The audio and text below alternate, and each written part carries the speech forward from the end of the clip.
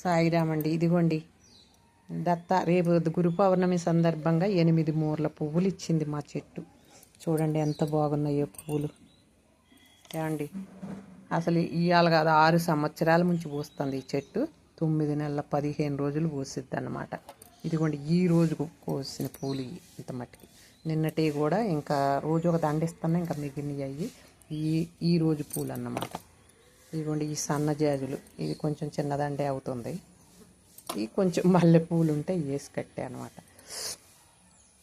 అది చెట్టు. ఇది చెట్టు చూడండి,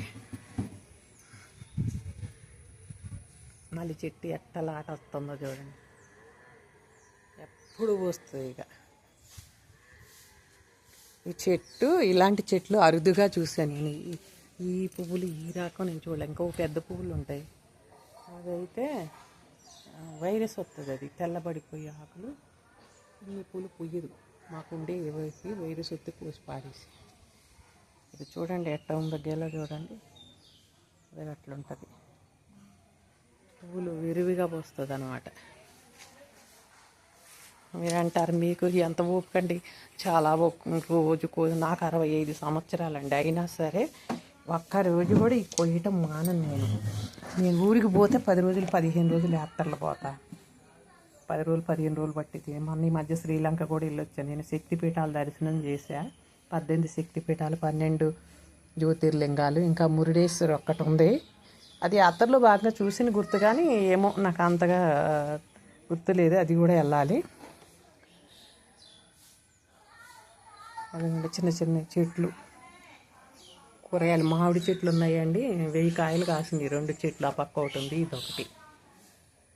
మామిడికాయలు కూడా కొనుక్కుని నేను 10 లీటర్లు జ్యూస్ తీసానండి. జ్యూస్ చేసి దాచుకున్నాను. నాకు మళ్ళీ సంవత్సరం దాకా ఉంటుంది. Mango juice. పళ్ళు పండినప్పుడు చిన్న రసాలు ఇవి.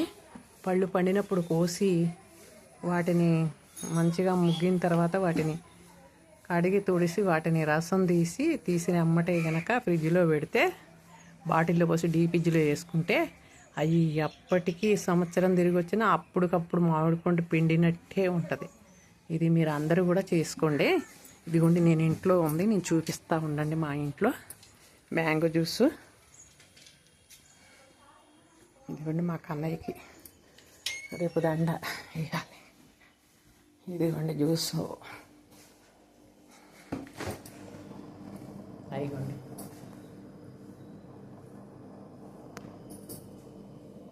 ఇవ్వండి 4 బాటిల్, 2.5 లీటర్ల బాటిల్. ఇదిగోండి ఇంకో లీటర్ ఇక్కడ ఉంది. సంవత్సరం ఉంటుందండి. మీరు కూడా అందరు చేసుకోండి.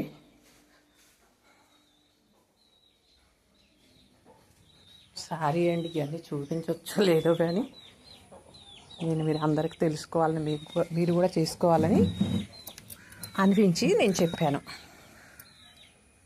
సరే అండి, ఈ వీడియో చూసిన వాళ్ళు లైక్ చేయండి.